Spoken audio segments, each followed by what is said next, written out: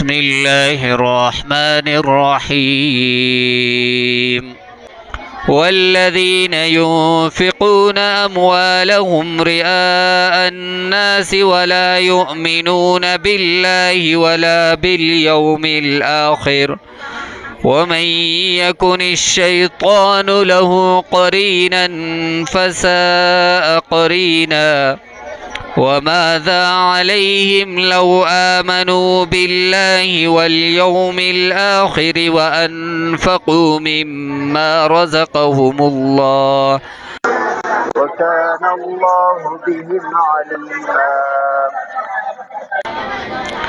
إن الله لا يظلم مثقال ذرة وإن تك حسنة يضاعفها ويؤت من لدنه أجرا عظيما.